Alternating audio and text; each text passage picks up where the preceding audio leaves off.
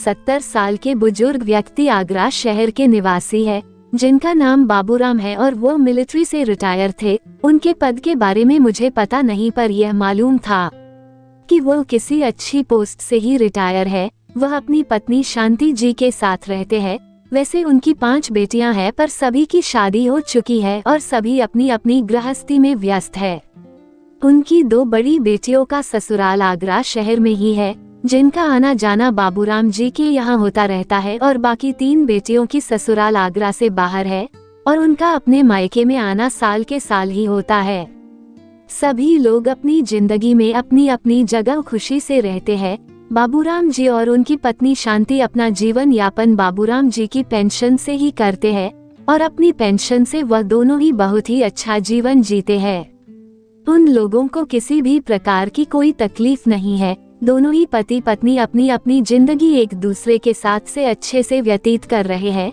सब कुछ अच्छा चल रहा था, पर कहते हैं न कि वक्त के आगे किसका जोर चला है। एक दिन अचानक ही बाबूराम जी की पत्नी शांति जी का रात को सोते सोते ही स्वर्गवास हो जाता है। बाबूराम जी के बुढ़ापे का सहारा अचानक ही छूट जाता है और इस बुढ़ापे में वह बिल्कुल ही अकेले हो जाते हैं। शांति जी के गुजर जाने के बाद उनकी सभी बेटियों को बाबूराम जी की चिंता सताने लगती है कि इस भरे संसार में वह अब अकेले कैसे रहेंगे। उनके खाने पीने, उनकी दवा दारू और उनका कौन ध्यान रखेगा। काफी कुछ सोच विचार के बाद उनकी सबसे बड़ी बेटी सीमा यह निष्कर्ष निकालती है कि उनके पास एक परमानेंट बाई का इंतजाम कर दिया जाए, जो उनका और घर का, उनके खाने पीने सभी बातों का ध्यान रखेगी। सभी लोगों को उसकी बात सही लगती है और 2-4 दिनों के अंदर ही बाई का इंतजाम भी कर दिया जाता है। काफी दिन बीत जाने के बाद सभी लड़कियां अपने अपने घर वापसी कर लेती है। आखिर वह भी कब तक रुक पाएगी। सभी की अपनी अपनी गृहस्थी है। अब बाबूराम जी अपने घर में बिल्कुल ही अकेले हो गए थे। उनसे बात करने वाला, उनके सुख दुख सुनने वाला अब उनके पास कोई नहीं था। बाई भी अपना काम करती और अपने में मस्त रहती थी। वैसे भी उसे उनके खाने पीने आदि का ध्यान रखने के लिए रखा था, न कि उनके सुख दुख बांटने के लिए। शांति जी के जाने के बाद शुरू में तो दोस्त और रिश्तेदार मिलने आते थे, पर अब उस बूढ़े व्यक्ति के पास समय खराब करने कोई नहीं आता था। बाबूराम जी भी अब अपनी परिस्थिति से ऊब गए थे। उन्होंने बाहर आना जाना बंद कर दिया था। शांति जी के जाने का उन्हें इतना सदमा था कि वह अब न किसी से बात करते थे और न ही किसी के पास जाते थे। बस कभी कभार किसी का फोन आ जाता तो उनकी बात हो जाती थी। दिन ऐसे ही गुजर रहे थे। बाहर से उन्हें देखने पर यह महसूस होता था कि वह अब अपनी दुनिया में खुश है। वो बात अलग है कि शांति जी का उन्हें दुख है, पर हकीकत उसके विपरीत थी। बाबूराम जी की तबीयत अब अकेले रहते रहते बहुत खराब रहने लगी थी। इतनी खराब कि उनके बिस्तर पकड़ने की नौबत आ गई थी, क्योंकि उनके पास बात करने वाला, उनके सुख दुख बांटने वाला कोई नहीं था। और इस बात से वह मन ही मन घुटते जा रहे थे।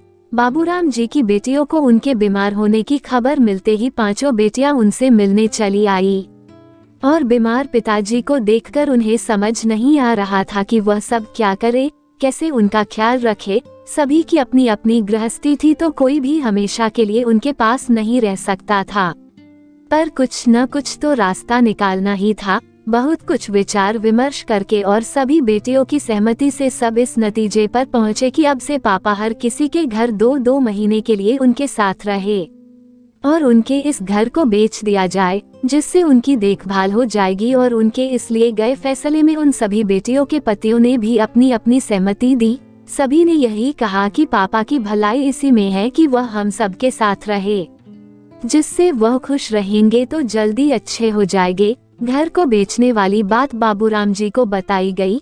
इस बात को सुनकर उन्हें थोड़ा दुख लगा, क्योंकि उस घर में उन्होंने अपनी पूरी जिंदगी बिताई थी।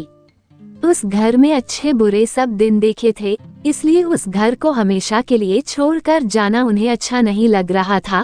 पर सबकी सहमति से लिए गए फैसलों को मानने के अलावा बाबूराम जी के पास और कोई चारा भी तो नहीं था।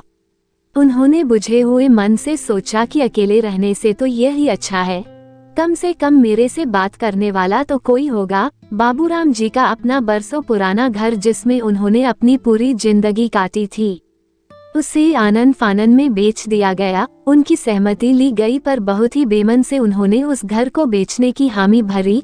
उस घर को बेचने के बाद बाबूराम जी की सबसे बड़ी बेटी सीमा ने उन्हें अपने साथ चलने को कहा। बाबूराम जी भी उसके साथ जाने के लिए खुशी खुशी तैयार हो गए थे।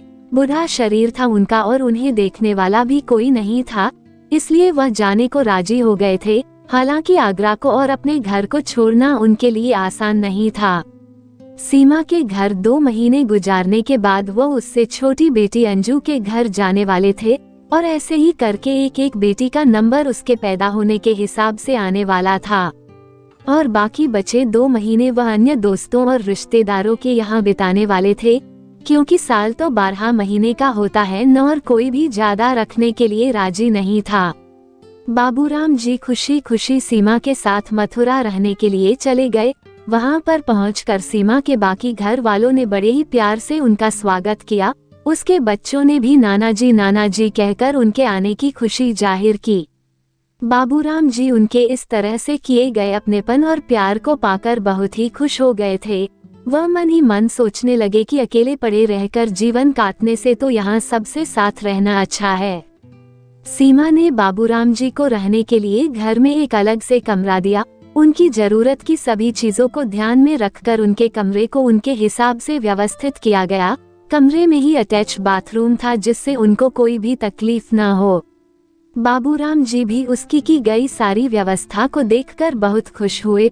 उन्होंने मन ही मन सीमा और उसके परिवार को बहुत आशीर्वाद दिए। उन्होंने मन में सोचा कि चलो कम से कम आज भी इस बूढ़े व्यक्ति की किसी को जरूरत है, उसे भी प्यार करने वाला, ध्यान रखने वाला कोई है। बाबूराम जी का मन सीमा के घर में उसके और परिवार के सभी लोगों के द्वारा दिए गए अपनेपन से लगने लगा था और उनकी तबीयत में भी धीरे धीरे सुधार होने लगा था। बाबूराम जी के नाती पोते भी उनका बहुत ध्यान रखते थे। सबके साथ खाना पीना, उठना बैठना, सभी के कामों में उनका सहयोग करना, इन सभी बातों से वह अब बहुत खुश रहने लगे थे। उनकी दूसरी बेटियों का भी फोन आता रहता था और वह सभी से सीमा के घर अपने खुश रहने की बात करते थे। अब तक बाबूराम जी को सीमा के घर रहते हुए 1 महीना गुजर चला था, परंतु बाबूराम जी का मन सीमा के घर पर अब नहीं लग रहा था। बाबूराम जी मन ही मन अपना घर, अपने आस पड़ोस, रिश्तेदार, दोस्त और सबसे ज्यादा अपनी पत्नी शांति को याद किया करते थे। वह किसी से कुछ कहते नहीं थे पर मन ही मन में वहां पर घुटन महसूस करने लगे थे, क्योंकि सीमा और उसके बच्चे बाबूराम से अब वैसा व्यवहार नहीं करते थे जैसा वह बाबूराम जी के घर आने पर शुरू में किया करते थे। न ही सीमा के पति बाबूराम जी की इज्जत किया करते थे। एक दिन की बात है, जब बाबूराम जी अपने कमरे में बैठे पूजा पाठ कर रहे थे कि तभी सीमा उनके कमरे में आकर उनके पलंग पर उनके पास ही बैठ गई और उनके पाठ खत्म होने का इंतजार करने लगी। उसे देखकर बाबूराम जी को थोड़ा आश्चर्य हुआ कि आज कहां से इस बूढ़े की याद आ गई। उन्होंने सोचा कि आज कैसे सूरज पश्चिम से निकल आया, क्योंकि बाबूराम जी के बहुत बुलाने पर भी वो उनके पास नहीं आती थी, कोई न कोई बहाना बनाकर टाल जाती थी। उन्होंने सोचा कि जरूर इसे मुझसे कोई काम है। बाबूराम जी ने अपना पाठ खत्म किया और सीमा से कमरे में आने का कारण पूछा।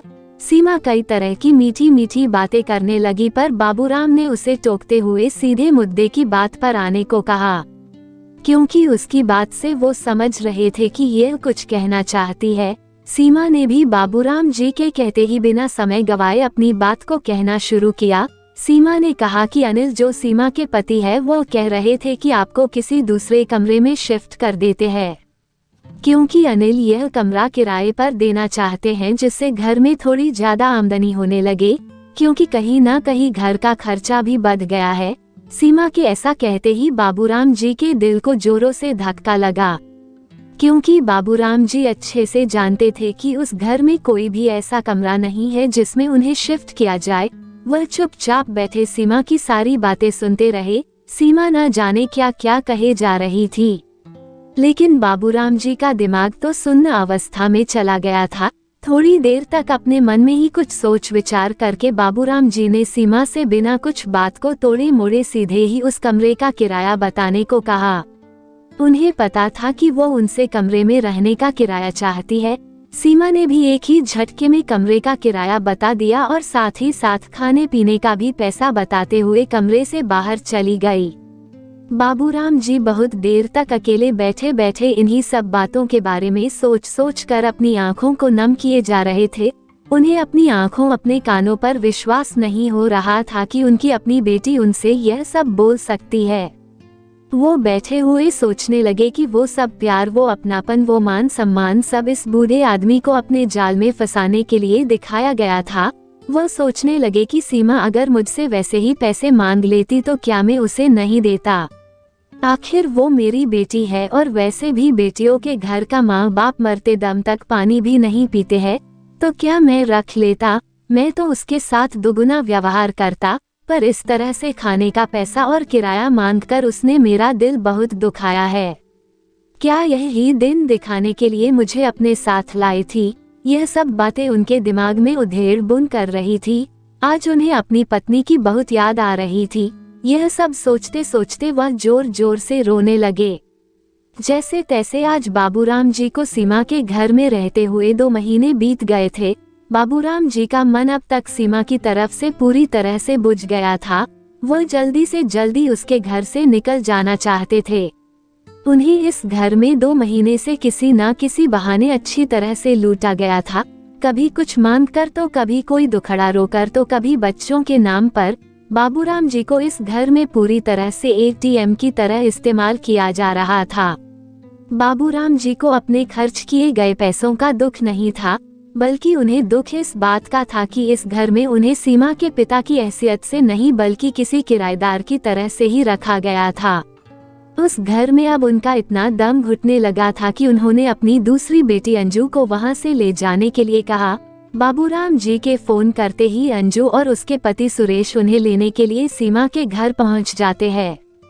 वैसे भी अब बाबूराम जी को सीमा के घर पर रहते हुए 2 महीने बीत चुके थे, तो अब नंबर के हिसाब से अंजू की ही बारी थी उन्हें रखने की। बाबूराम जी भी अंजू के साथ जाने के लिए खुशी खुशी तैयार बैठे थे। वो सोच रहे थे कि कैसे भी करके इस घुटन भरी जिंदगी से तो छुटकारा मिले, और वहाँ पर रहूंगा तो कभी कभार कोई ना कोई दोस्त या रिश्तेदार से तो मिलना होगा, क्योंकि अंजू आगरा में ही रहती थी। अंजू बड़े ही प्यार से बाबूराम जी को अपने घर लेकर गई। अंजू के घर पहुंचते ही उसके बच्चों ने भी अपने नाना जी का स्वागत बड़े ही प्यार से किया। अंजू के 2 लड़के थे। बाबूराम जी के घर पहुंचते ही दोनों भाई उनके आगे पीछे घूमने लगते हैं। दोनों ही नाना जी के घर आने से बहुत खुश थे। अंजू ने भी बाबूराम जी को एक अलग से कमरा दिया और उस कमरे में भी की पूरी सुविधा का ध्यान रखा गया। उनके जरूरत का एक एक सामान उस कमरे में व्यवस्थित किया गया और वह कमरा भी अटैच बाथरूम वाला था। बाबूराम जी ने सब कुछ उसी तरह से उन सभी चीजों और इंतजामों को देखकर जिस तरह से सीमा के घर में उन्हें दिया गया था, न चाहते हुए भी, क्योंकि वह उसका दिल नहीं दुखाना चाहते थे। पर कहते हैं न कि दूध का जला छाछ भी फूक फूक कर पीता है। उससे उस कमरे का किराया पूछा। बाबूराम जी ने अंजू से बड़े ही दबे सुर में कहा कि मुझे पहले ही बता देना बेटा कि खाने पीने का और इस कमरे का कितना खर्चा आएगा, जिससे बाद में किसी को भी कोई भी तकलीफ न हो। अंजू ने बाबूराम जी को हैरानी से टोकते हुए कहा, पापा आप यह कैसी बात कर रहे हो? क्या मैं आपसे यहाँ रहने और खाने पीने का पैसा लूंगी? आप मेरे पापा हो, कोई गैर नहीं, और आप यहाँ पर पूरे मान सम्मान के साथ अपना हक समझ कर रहिए। अंजू ने कहा, पापा आप यह सोच भी कैसे सकते हैं कि मैं आपसे पैसे ले सकती हूँ? मैं तो क्या कोई भी बेटी अपने माँ पापा से उनके रहने या खाने पीने का पैसा लेगी? उसकी इस बात को सुनकर बाबूराम जी थोड़ा मुस्कुराए और उन्होंने अंजू से मुस्कुराते हुए कहा, किसने कहा कि ऐसा नहीं होता है? मेरे साथ तो ऐसा एक बेटी ने ही किया है। अंजू को कुछ समझ नहीं आया। उसने बाबूराम जी से साफ साफ सब कुछ बताने के लिए कहा।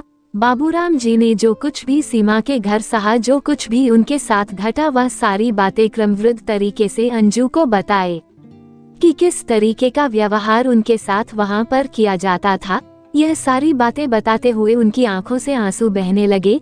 वह बहुत दुखी हो गए थे, क्योंकि वह अपने सपने में भी कभी नहीं सोच सकते थे कि उनकी अपनी बेटी ऐसा करेगी। उनकी कही गई बातों पर अंजू को विश्वास नहीं हो रहा था। वो सोच समझ ही नहीं पा रही थी कि सीमा ऐसा कर सकती है। उसने सीमा से बात करने के बारे में सोचा कि सीमा ने ऐसा क्यों किया, पर बाबूराम जी ने उसे रोक दिया। उन्होंने कहा कि बेकार में बात को आगे बढ़ाने से क्या फायदा। अंजू ने उनकी बात को मान लिया और बात को वहीं पर खत्म कर दिया। अब बाबूराम जी अंजू के घर बड़े ही सुख चैन के साथ रह रहे थे। उन्हें वहाँ पर किसी भी प्रकार की न कोई परेशानी थी और न ही किसी से कुछ शिकायत थी। अंजू के घर पर उनकी जरूरत का पूरा ध्यान रखा जा रहा था। धीरे धीरे बाबूराम जी सीमा के घर की बताई पुरानी कड़वी बातों को भी अंजू के प्यार और सम्मान से भूलते जा रहे थे। अब उन्हें किसी से कोई भी शिकायत नहीं थी और न ही कोई गिला शिकवा था। अंजू के घर पर भी उन्हें रहते रहते पूरे 2 महीने होने ही वाले थे। बस कुछ ही दिन शेष बचे थे।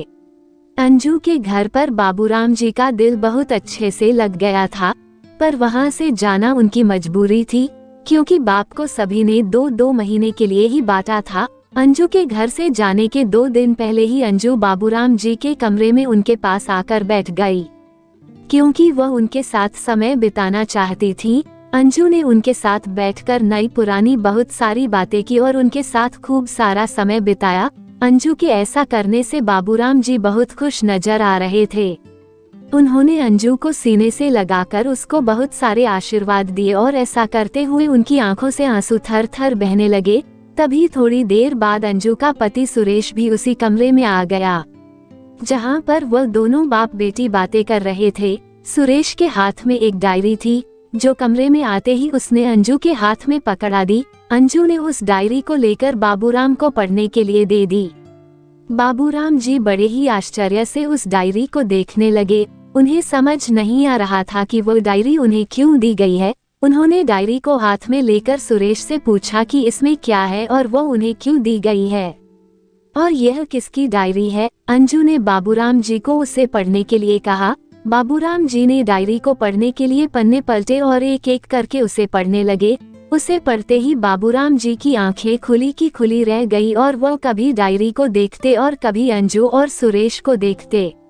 डायरी को पढ़ते ही वह जत मुद्रा में आ गए। उन्हें एक गहरा सदमा पहुंचा था। उन्हें समझ ही नहीं आ रहा था कि यह सब कैसे और क्यों हुआ। उन्हें इतना सम्मान देने वाला दामाद और इतना प्यार करने वाली उनकी बेटी ऐसा कर सकते हैं। उस डायरी में बाबूराम जी पर जब से उनके घर रहने आए थे अब तक का किया हुआ सारे खर्चे का एक एक हिसाब लिखा हुआ था। एक एक पैसे का हिसाब था उस डायरी में। उनके कमरे की साज सुविधा, उनके कमरे का बिजली का बिल, उन्हें घुमाने फिराने पर किया गया खर्चा, जाने आने में पेट्रोल या अन्य व्हीकल का टिकट का खर्चा, फल सब्जी अनाज दवाओं और भी न जाने क्या क्या, उन सभी का एक एक हिसाब लिखा हुआ था। बाबूराम जी कब कहाँ गए, उन्होंने कितना खर्चा किया, सब कुछ तारीख और समय समेत लिखा गया था। यह सब पढ़कर बाबूराम जी के दिल पर बहुत आघात हुआ। वो समझ ही नहीं पा रहे थे कि उनके साथ यह सब क्यों हो रहा है। वो मन ही मन सोच रहे थे कि इन सभी लड़कियों को तो मैंने मकान बिकते ही सब कुछ उनको बांट दिया था, तो अब इन सब को बूढ़े बाप से क्या चाहिए। वो अपने आप को और अपने कर्मों को कोस रहे थे। बाबूराम जी की आंखों से थर थर आंसू बहने लगे। अपनी आंखों को पोंछते हुए उन्होंने अंजू से कहा कि मैं तो समझ रहा था कि यह सब प्यार अपनापन सब इस बूढ़े बाप के लिए है, पर मैं गलत था। यह सब बाप के लिए नहीं, उसके पैसों के लिए था। वह रोते रोते अपने संस्कारों को कोस रहे थे। उन्होंने कहा कि शायद मेरी ही परवरिश में कमी होगी, नहीं तो मुझे ऐसे धोखे नहीं खाने पड़ते। अंजू ने बड़े ही इतराते हुए कहा कि इसमें इतना रोने वाली क्या बात है पापा, जब आप सीमा को इतना कुछ दे सकते हैं तो मैंने तो वो ही मांगा है जो आप पर खर्च किया। जब आप सीमा का घर भर रहे थे तब तो आपको बुरा नहीं लगा। आज मैंने जरा सा कुछ मांग लिया तो आपको इतना बुरा क्यों लग रहा है। आपको इतनी पेंशन मिलती है, थोड़ा बहुत आप हमें दे भी देंगे तो गरीब तो नहीं हो जाएंगे। अंजू के मुंह से यह सारी बातें सुनकर बाबूराम जी को एक झटका लगा। वह सोचने लगे कि कभी भी इसने जाहिर नहीं होने दिया कि इसके मन में इतना जहर है। बाबूराम जी अब कुछ भी समझने की परिस्थिति में नहीं रह गए थे। अंजू ने बाबूराम जी से कहा, मुझे पता है पापा, आपने कब कब और क्या क्या सीमा को दिया है। उसके बच्चों की कॉलेज की फीस, उन्हें नई मोटरसाइकिल, सीमा को सोने की अंगूठी बनवा कर दी, और मुझे देने में क्या परेशानी है। बाबूराम जी अपनी आंखों और कानों पर विश्वास नहीं कर पा रहे थे कि कैसे दोनों बहनों ने मिलकर बाप को लूटने की साजिश रची है। दोनों ने एक दूसरे को बताया कि कैसे लूटा जा सकता है। बाबूराम जी अब अपने सोचने और समझने की शक्ति खो चुके थे। उनके मन पर एक के बाद एक जख्म बनते जा रहे थे। ये सब बातें बोलकर और बाबूराम जी के हाथ में चेक पकड़ाकर अंजू और सुरेश कमरे से बाहर चले गए। बाबूराम जी को आज अपनी पत्नी शांति की बहुत याद आ रही थी। वह सोच रहे थे कि काश तुम मुझे अकेला छोड़कर नहीं जाती, और मुझसे बहुत बड़ी गलती हो गई जो इन सभी की बातों में आकर मैंने बरसों पुराना अपना घर बेच दिया। अब बाबूराम जी का मन सभी बच्चियों से हट गया था। वह अब किसी के पास नहीं जाना चाहते थे, क्योंकि वह समझ गए थे कि किसी को भी उनकी जरूरत नहीं है। सभी को बाप की हर महीने आ रही पेंशन चाहिए। सभी को उनके पैसे दिखाई दे रहे हैं। सभी की आपस में होड़ है कि कौन किससे ज्यादा हड़प ले। उनका यह बूढ़ा बाप जिए या मरे उससे किसी को कोई मतलब नहीं है। वह सोच रहे थे कि सीमा के घर धोखा खाने के बावजूद भी मैंने उन्हें माफ कर दिया था, वो भी अंजू के दिए अपनेपन और प्यार की वजह से। उन्हें लगा था कि उनकी बेटी में कोई कमी नहीं होगी, वह तो किसी दबाव में आकर उसने वह सब किया होगा। पर आज अंजू ने तो उनकी पीठ पर छुरा घोंप दिया। उसने दिखावे का नकाब पहनकर उन्हें ऐसे जाल में फंसा दिया जहां से न तो निकलते बने और न ही उगलते बने। इतना सब होने के बाद उनके पास अब कोई रास्ता नहीं था कि अब वो क्या करे और कहां जाए। वह सोचने लगे कि अब तो यह जीवन किसी काम का नहीं है, उनकी किसी को जरूरत नहीं है। वह आज बहुत ही दुखी थे। वो यह सारी बातें अपने मन में सोचे जा रहे थे। अब बाबूराम जी को अंजू के घर रहते हुए 2 महीने पूरे हो गए थे और उसने अपनी छोटी बहन निधि को बाबूराम जी को अपने साथ ले जाने के लिए फोन कर दिया था। अंजू के फोन करते ही निधि और उसके पति कमल दूसरे दिन ही सुबह सुबह बाबूराम जी को लेने अंजू के घर पहुंच गए। बाबूराम जी अब निधि के साथ नहीं जाना चाहते थे, पर चाहते हुए भी वह ऐसा कर नहीं पाए क्योंकि उनके पास रहने का दूसरा कोई इंतजाम नहीं था। उन्होंने बेमन से निधि के साथ जाने के लिए हामी भरी। वो अब अच्छे से जानते थे कि इसे भी बूढ़े बाप से कोई मतलब नहीं है। बाप के नाम आ रही हर महीने की 42,000 रुपए पेंशन की जरूरत है। उन सब बेटियों के लिए बाप उनकी साइड इनकम था, जिसे बस जरा से दिखावे से ही कमाया जा सकता था। यह सारी बातें बाबूराम जी के दिमाग में चल रही थी। सब कुछ जानकर भी वो कुछ करने लायक नहीं थे। निधि के घर रहने के लिए वह अपना सामान लेकर तैयार हो गए। वो गुड़गांव में रहती थी। वह लोग कुछ घंटों का सफर तय करके घर पहुंच गए। बाबूराम जी ने मन में सोचा कि चलो एक बार फिर से अपने आप को लुटवाने के लिए तैयार हो जाओ। सभी के घर की तरह से ही निधि के घर में भी उनका बहुत अच्छे से स्वागत किया गया। इस घर में भी बाबूराम जी को बाथरूम अटैच वाला कमरा दिया गया, सभी साज सुविधाओं के साथ। और हाँ, यहाँ पर एक चीज ज्यादा दी गई थी, वो था उनका नौकर नरेश। नरेश को बाबूराम जी की सेवा के लिए रखा गया था। हालांकि बाबूराम जी यह भली भांति जानते थे कि उसकी तनख्वाह उन्हीं से वसूली जाएगी, पर सब कुछ जानते हुए भी उन्हें यह तसल्ली थी कि कम से कम उनसे बात करने के लिए कोई तो उनके पास होगा। बाबूराम जी ने अपना मन मारकर वहां पर रहना स्वीकार कर लिया था। बाबूराम जी के कुछ दिन तो निधि के घर अच्छे से गुजरे, परंतु धीरे धीरे सभी के चेहरे सामने आने लगे। शुरू में तो नरेश उनके साथ ही रहता, उनसे बातें करता। कभी कभार वह घर से बाहर टहलने के लिए जाते तो नरेश उनके साथ ही रहता। बाबूराम जी भी नरेश को अपना अच्छा साथी मानने लगे थे। उन्हें लगता था कि कम से कम वह इस घर में उसके साथ तो अपने दुख साझा कर सकते हैं। पर निधि और कमल धीरे धीरे करके नरेश को बाबूराम जी से अलग करते गए। वह अब बाबूराम जी के साथ कम और उनके घर के काम ज्यादा किया करता था। बाबूराम जी के पास तो वह अब सिर्फ नाम के लिए ही दिखाई देता था। वैसे भी बाबूराम जी यह तो पहले से ही जानते थे कि ऐसा दिन आएगा उनका यहाँ पर रहते हुए, पर फिर भी उन्होंने यही सोचा था कि जितने दिन अच्छे से निकल जाए सो अच्छा है। कुछ दिन गुजरने के बाद बाबूराम जी ने नरेश को अपने पास कमरे में आने को कहा। नरेश उनके बुलाने से उनके पास आया। नरेश के कमरे में आते ही बाबूराम जी ने नरेश से पूछा कि क्या बात है, अब तो तुम बिल्कुल भी मेरे पास नहीं आते, बाबूराम जी को इतने दिन साथ में बिताने के कारण नरेश से लगाव हो गया था। वो तो उसके साथ अपने सारे सुख दुख बांटने लगे थे, पर नरेश के इस व्यवहार के कारण वो बहुत निराश हो गए थे। यह कहते हुए बाबूराम जी की आंखों से आंसू बहने लगे थे, क्योंकि वैसे भी उनसे कोई पहले ही ज्यादा बात नहीं करता था। कम से कम नरेश था उनके पास जिससे वह बात कर लेते थे, पर उसने भी उनसे पल्ला झाड़ लिया था। वो उसके इस तरह से किए गए व्यवहार के बारे में जानना चाहते थे। उनके इस प्यार और उनकी उदासी को देखते हुए नरेश ने बाबूराम जी को सब कुछ बता दिया कि कैसे निधि और कमल ने सिर्फ उनके नाम का फायदा उठाते हुए उसे अपने काम करने के लिए रखा था। उन्होंने उसे पहले ही बता दिया था कि उस बूढ़े आदमी के साथ बस कुछ दिन बिताना है, उसके बाद तुम्हें वही काम करना है जो हम बताएंगे। नरेश की बातों को सुनकर बाबूराम जी को बहुत दुख हुआ। इसके बावजूद भी काम वह उन लोगों के करता था और तनख्वाह बाबूराम जी ही देते थे। बाबूराम जी अपने कमरे में बैठे बैठे सोचने लगे कि यह कैसी बेटियां है जिन्हें अपने पिता की कोई परवाह नहीं है, जबकि सभी को पता है कि बाप ने उनके घर सिर्फ 2 महीने ही गुजारने हैं, उसके बाद तो वहां आना नहीं। जब तक दोबारा नंबर नहीं आ जाता है, और इस बूढ़े बाप का क्या पता दोबारा नंबर आए भी या नहीं, तो 2 महीने तक अच्छे से नहीं रख सकती है।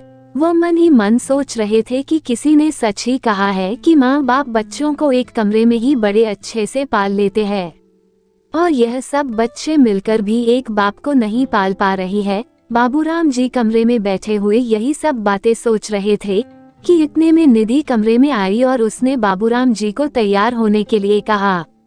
बाबूराम जी ने उससे पूछा कि कहाँ जाना है, पर वो कुछ न बोली और कमरे से चली गई। बाबूराम जी थोड़ी देर तक तो सोचते रहे कि पता नहीं कहाँ जाना है, पर कुछ सोचकर तैयार हो गए। सभी लोग एक कार शोरूम में घुसे। शोरूम के अंदर जाते जाते निधि ने बाबूराम जी को बताया कि हम लोग कार खरीदने के लिए आए हैं। बाबूराम जी और सभी अंदर जाकर कार पसंद करने लगे। निधि के पति कमल और उसका बेटा कार पसंद कर रहे थे कि तभी निधि ने बाबूराम जी से आकर कार के पैसे देने को कहा। बाबूराम जी उसकी बात को समझ ही नहीं पाए कि वह क्या कह रही है। बाबूराम जी उसे हैरानी से देखने लगे। निधि ने बाबूराम जी को बोला कि पापा, यह कार तो आप ही हमें गिफ्ट कर रहे हैं, क्या आप हमें एक कार तक नहीं लेकर दे सकते हैं? बाबूराम जी उस शोरूम के अंदर कोई हंगामा खड़ा नहीं करना चाहते थे। वह बिना कुछ बोले शोरूम से बाहर निकल जाते हैं। बाबूराम जी के बाहर आते ही निधि भी उनके पीछे पीछे बाहर उनके पास आ जाती है और उन्हें तरह तरह के बहाने देकर उनसे कार के लिए चेक पर साइन करवा लेती है। बाबूराम जी चाहते हुए भी कुछ नहीं कर पाते हैं। निधि तो अपनी दूसरी बहनों से भी कई ज्यादा चालाक निकलती है। वो तो बाबूराम जी को बातों में फंसाकर कार गिफ्ट करवा लेती है, और जब यह बात दूसरी बहनों को पता चलती है कि निधि ने तो सीधा कार ही बाबूराम जी से ले ली है, तो सभी उन्हें अपने अपने तरीके से कोसने लगती है, क्योंकि सभी को अपने हिस्से में दूसरे से ज्यादा चाहिए था। अब तक बाबूराम जी बहुत परेशान हो गए थे। वह रोज रोज के दिखावे और अपने ही बाप के साथ की गई चालसाजियों से उब चुके थे। वो अपने लिए एक ऐसी जगह तलाशना चाहते थे जहां पर वह अपने जीवन के यह बचे हुए कुछ ही पल और अपना बुढ़ापा सुख चैन व आराम के साथ गुजर सके, जहां पर न किसी की चिक चिक हो और न ही किसी की कोई चालबाजियां हो। वो बहुत परेशान रहने लगे थे। उन्होंने अपना आगरा का बरसों पुराना घर खुश रहने के लिए बेचा था, पर वह तो पहले से भी ज्यादा दुखी रहने लगे थे, और उनके इस अकेलेपन और उदासी से उनकी किसी भी बेटी को कोई फर्क भी नहीं पड़ता था। वो सब तो बस इसी में लगी रहती थी कि कैसे और किस तरीके से अपने ही बाप को लूट सके। बाबूराम जी के एक बहुत पुराने दोस्त थे। बाबूराम जी ने उन्हें अपनी सारी तकलीफों के बारे में फोन पर बातचीत करके बताया। तभी उनके दोस्त ने उन्हें वृद्ध आश्रम रहने की सलाह दी कि वहां पर तुम्हारे दिन सुकून से तो बीतेंगे। बाबूराम जी को अपने दोस्त की वृद्ध आश्रम जाने वाली बात सही लगी। उन्होंने सोचा कि जब किसी को मेरी जरूरत ही नहीं है तो मैं भी किसी के बारे में क्यों सोचूं। बाबूराम जी ने मन में सोचा कि जिसकी जिंदगी जैसी चल रही है चलने दो, कम से कम बुढ़ापे के बचे दिन तो मेरे सही से गुजरेंगे। मेरे ही जैसे न जाने कितने लोग मुझे मिलेंगे, सुख दुख बांटने वाला कोई तो होगा। बाबूराम जी ने अब सभी की तरफ से मोह खो दिया था। न ही अपनी बेटियों से और न ही उनके बच्चों से कुछ जुड़ाव रह गया था। उन्होंने वृद्ध आश्रम जाने का मन बना लिया था। बस वह आश्रम जाने से पहले अपने बड़े भाई से एक बार मिलना चाहते थे। वो अपने बड़े भाई राजाराम जी से बहुत प्यार करते थे। वो उनकी बहुत इज्जत और सम्मान करते थे, इसीलिए वह वृद्ध आश्रम जाने वाली बात उन्हें बताना चाहते थे। बाबूराम जी की पत्नी और उनकी भाभी में कभी भी नहीं बनती थी। इसी वजह से वह दोनों भाई आपस में ज्यादा मिल नहीं पाते थे। पर ऐसा बिल्कुल भी नहीं था कि इन दोनों भाइयों के न मिलने से आपस में दोनों में जरा भी प्यार कम हुआ हो। बाबूराम जी अपने भाई को याद करते हुए अपने बचपन में खो जाते हैं। वो उन दिनों की बातें याद करने लगते हैं कि कैसे वो और उनके बड़े भाई राजाराम जी एक साथ मिलकर बड़े प्यार से रहा करते थे। परंतु अपनी अपनी शादियों के बाद दोनों ने रोज रोज की कलह से बचने के लिए अकेले अलग अलग रहना ही वाजिब समझा था, जिससे दोनों परिवारों में प्यार बना रहे। अपने बड़े भाई को याद करते हुए बाबूराम जी की आंखों से आंसू बहने लगते हैं। वो अपने भाई से मिलकर उन्हें अपने दिल की सारी बातें बताना चाहते हैं। वो अपनी आंखों से बहते आंसुओं को पोंछकर अपने भाई से बात करने के लिए फोन लगाते हैं। जैसे ही उनके बड़े भाई राजाराम जी को उनके फोन आने की खबर का पता चलता है तो इस बात से खुश होकर वह फूले नहीं समाते। उनके लिए वह पल बहुत ही खुशी का पल बन जाता है। दोनों भाइयों की आपस में बात होती है और बात करते हुए दोनों भाइयों के गले भर जाते हैं। वो दोनों भाई जल्द से जल्द मिलकर आपस में गले मिलकर रोना चाहते हैं। बाबूराम जी के फोन करते ही राजाराम जी बिना कुछ जाने समझे उन्हें अपने घर मिलने आने के लिए बुलाते हैं। उनकी यह बात सुनते ही बाबूराम जी के गले में दबी हुई सिसकी जोर से आंसुओं के स्वर में तब्दील हो जाती है। बाबूराम जी अपने आंसुओं को रोक नहीं पाते और अपने भाई से मिलने को आतुर हो उठते हैं और फोन पर उनसे 2 दिन बाद मिलने का तय करते हैं। राजाराम जी अपने भरे पूरे परिवार के साथ ग्वालियर शहर में रहते थे। वो अपनी पत्नी आशा, अपने 2 बेटे, बड़ा बेटा चंद्र और उसकी पत्नी सुमन और 2 बेटियां, छोटा बेटा अतुल, उसकी पत्नी सुनीता और एक बेटा, सभी लोग एक संयुक्त परिवार में एक साथ मिलजुल कर रहते हैं। बाबूराम जी के 2 दिन बाद ग्वालियर आकर मिलने की बात वह अपने घर में सभी को बताते हैं। उनके घर पर सभी इस बात को सुनकर बाबूराम जी से मिलने के लिए उत्साहित होते हैं। उनके आने की तैयारियां होने लगती है। बाबूराम जी के आ जाने का दिन है और उनके आने की खुशी में तरह तरह के पकवान बनाए जाते हैं। उनके रहने के लिए कमरा तैयार किया जाता है। सभी लोग अपने अपने तरीके से उनके स्वागत में लगे हुए हैं। बच्चे भी अपने छोटे दादाजी से मिलने को बेताब है, क्योंकि उनके बचपन में उनके छोटे दादाजी बहुत सारी चॉकलेट जो लाकर देते थे। बाबूराम जी की गाड़ी आने का समय हो जाता है और वो कुछ ही देर में अपने बड़े भाई के घर पहुंच जाते हैं। उनके वहां पर पहुंचते ही उनका बहुत ही प्यार और सम्मान से स्वागत किया जाता है। सभी लोग उनकी खातिरदारी में लग जाते हैं। दोनों बहुएं, दोनों बेटे और उनके बच्चे उन्हें यह एहसास ही नहीं होने देते कि वह इन सभी लोगों से कई सालों बाद मिल रहे हैं। बाबूराम जी भी उनके प्यार और अपनेपन को पाकर बहुत भावुक हो जाते हैं। बाबूराम जी को उनके इस प्यार और अपनेपन की इस तरह से उम्मीद नहीं होती है, क्योंकि जिस तरह से वो इन सभी से अलग हुए थे और इतने सालों में उन्होंने इन सब से कोई वास्ता भी नहीं रखा था। कभी बस 1-2 बार फोन पर ही बात हुई थी या कभी बच्चों की शादियों तक का व्यवहार निभाया था और बाबूराम जी की पत्नी शांति जी के स्वर्गवास पर उनका आना हुआ था। बाबूराम जी को अपने बड़े भाई के घर आए हुए अभी कुछ ही घंटे हुए थे कि उन्होंने अपने वापस जाने की बात करी। उनके वापस जाने वाली बात को सुनकर सभी लोगों ने उन्हें कुछ दिन उनके सभी के साथ रहने की कसम दी, क्योंकि वह सभी उनके साथ कुछ समय बिताना चाहते थे। वैसे भी वह उन सब से कई सालों बाद मिले थे। जिद बाबूराम जी किसी पर भी बोझ नहीं बनना चाहते थे, इसीलिए वह अपने जाने की बात कर रहे थे। पर अपने भाई की बात का सम्मान रखने के लिए वो कुछ दिन साथ रहने की बात को मान जाते हैं। उसके बाद सभी साथ में मिलकर खाना खाते हैं और खूब सारी बातें करते हैं और एक साथ बहुत अच्छा समय बिताते हैं। रात होते ही वह दोनों भाई एक साथ एक ही कमरे में सोते हैं और तभी बाबूराम जी से उनके भाई उनकी उदासी का कारण पूछते हैं। बाबूराम जी उनकी यह बात सुनकर थोड़ा आश्चर्य में पड़ जाते हैं। वो अपने मन में सोचते हैं कि उन्होंने तो कोई बात भी किसी को नहीं बताई, तो इन्हें कैसे मालूम कि मैं बहुत दुखी और उदास हूँ और इसी वजह से मैं इनसे मिलने के लिए आया हूँ। बाबूराम जी अपनी सोच में ही खो जाते हैं। राजाराम जी उन्हें आवाज लगाते हुए अपने हाथों से उन्हें हिलाते हैं। उनके ऐसा करते ही बाबूराम जी की चेतना लौट आती है और तब बाबूराम जी अपने भाई से पूछते हैं कि आपको यह कैसे पता कि मैं परेशान हूँ।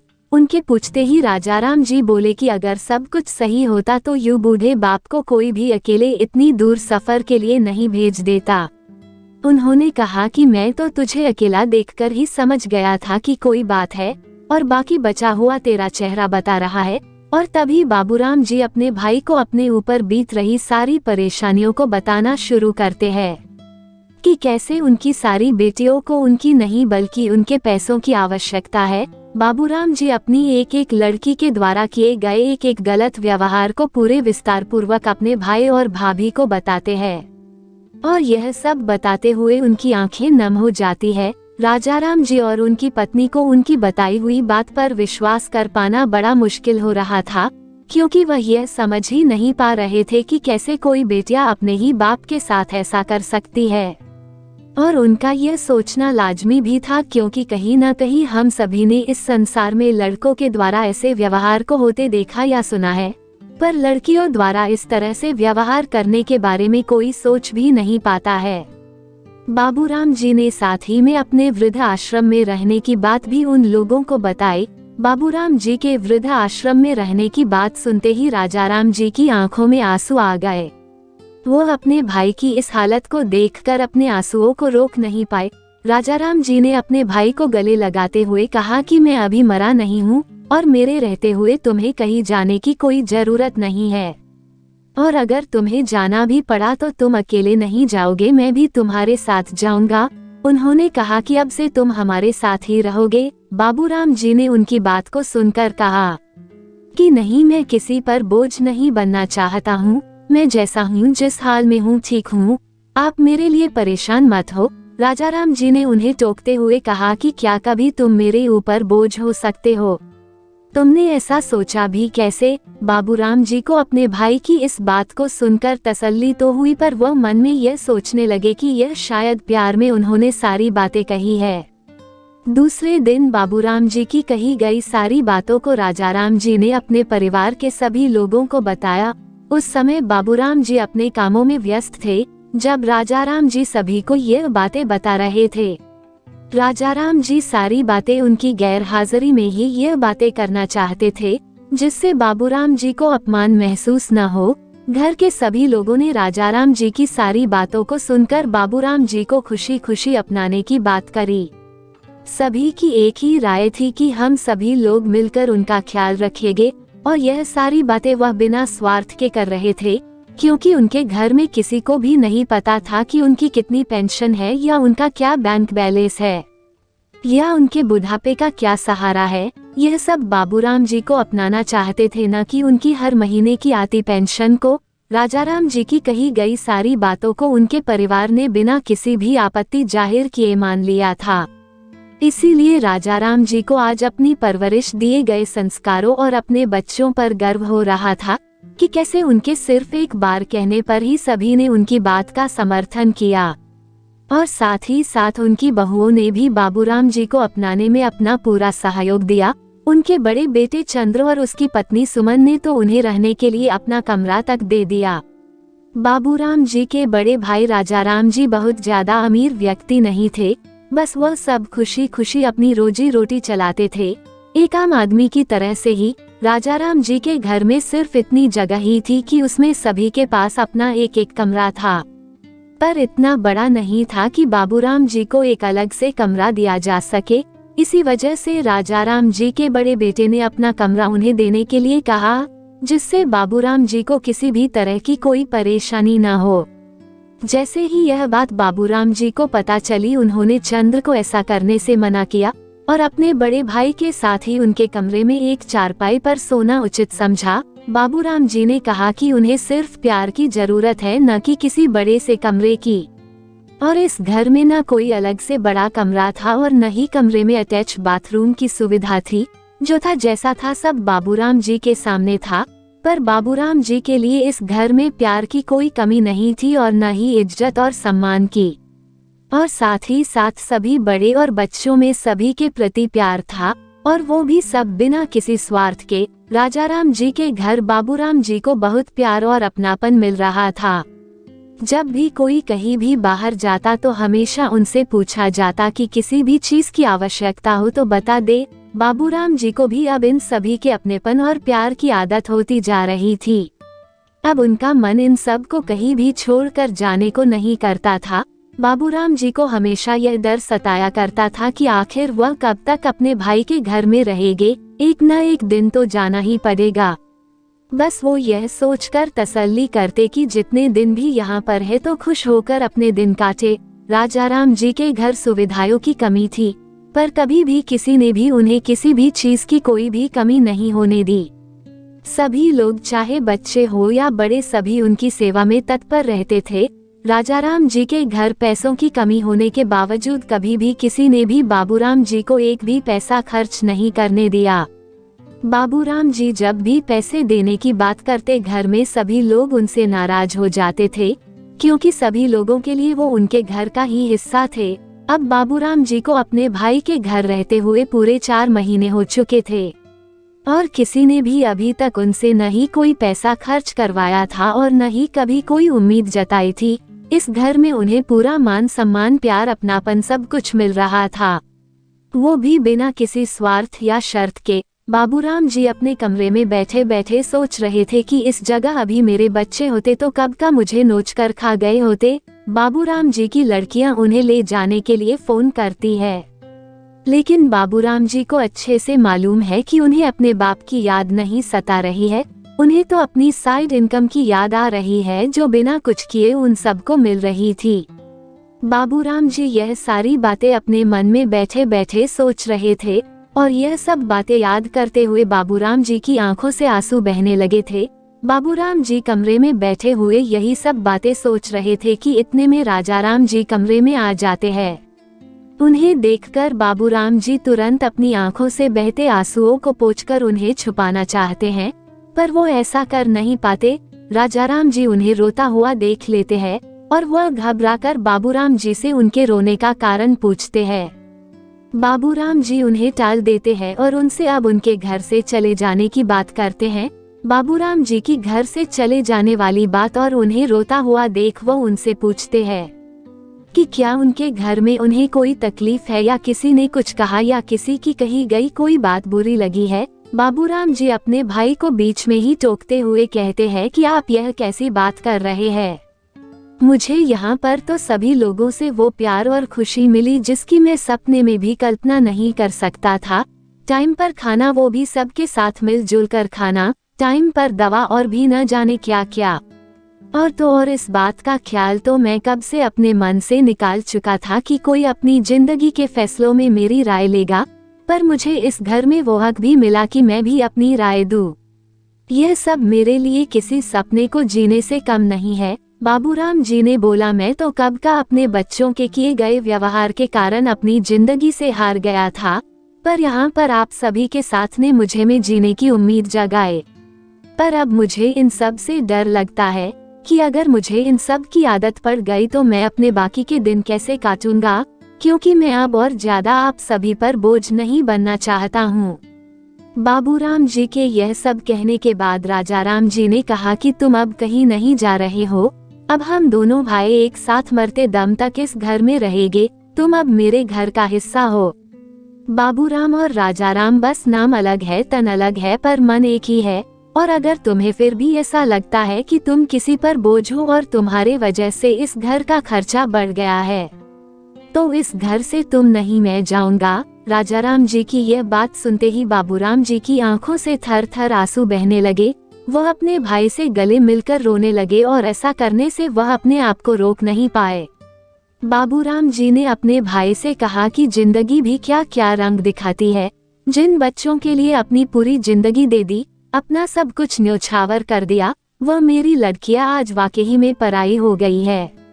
और जिनसे मैंने कभी प्यार नहीं किया, जिनकी कभी दुख तकलीफ नहीं पूछी, कभी उनके सर पर एक प्यार भरा हाथ नहीं फेरा। वो बच्चे व बहू आज मुझे अपने से अलग नहीं होने देना चाहते हैं। बाबूराम जी बोले कि सच ही कहा है किसी ने कि आज के जमाने में लड़कियां लड़कों से कम नहीं है। तो यह बात बिल्कुल सही है कि जहां एक तरफ लड़के माँ बाप से अपना हक मांगने में पीछे नहीं हटते, उन्हें अपने माँ बाप से कुछ लेना देना नहीं होता, उन्हें सिर्फ पैसे से प्यार है, तो वहीं पर आज लड़कियां भी ऐसी ही होती जा रही है। उन्हें भी माँ बाप से ज्यादा उनकी धन दौलत से प्यार है। बाबूराम जी ने कहा कि मैं सबके बारे में तो शायद नहीं कह सकता, पर मेरी बेटियां तो ऐसी ही है जिन्हें मुझसे प्यार नहीं है, और जहां हम लड़कों को हमेशा गलत मानते हैं, बहुओं को कभी अपना नहीं समझते, तो वही बहुएं सास ससुर के बुरे वक्त में उनके साथ रहती है, उनकी सेवा करती है। वही लड़के उनका ख्याल रखते हैं। कौन लड़की है जो अपना घर बार छोड़कर अपने माँ बाप की सेवा करने आती है? सेवा हमेशा बहुएं ही करती है। उन्होंने कहा कि यहाँ पर भी मैं किसी की बात नहीं करता, पर अपने घर के बच्चे तो ऐसे ही है। बाबूराम जी बोले कि ये दोनों ही बातें मैंने अपने जीवन में सीखी है कि आज के समय में लड़के लड़की और बहू बेटी सब हर किसी चीज में एक समान है, वह चाहे माँ बाप के हिस्से करना हो या उनके धन दौलत के। जहाँ एक तरफ लड़के बुरे हैं तो वही लड़कियां भी बुरी है, और जहाँ बहुएं बुरी है तो वहाँ दामाद भी बुरे हैं। वाकई में सब कुछ एक समान है। आज बाबूराम जी हमारी इस दुनिया में नहीं है, उन्हें गुजरे हुए साल 1.25 साल हो गया है, पर वह मरते दम तक अपने भाई के साथ ही रहे। उन्हें कभी भी किसी ने भी कहीं नहीं जाने दिया, न उनकी किसी बेटी के घर और न ही किसी वृद्ध आश्रम में।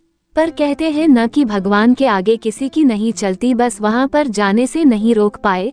पर बाबूराम जी ने अपने बुढ़ापे के पल राजाराम जी और उनके परिवार के साथ ही बड़े प्यार और खुशी से बिताए। अगर आपको कहानी पसंद आई तो वीडियो को लाइक और शेयर करें, साथ ही कमेंट में जरूर बताएं कि आपको कहानी कैसी लगी। फिर मिलते हैं एक और इंटरेस्टिंग कहानी के साथ। तब तक आप चैनल पर मौजूद और कहानियों को सुने। धन्यवाद।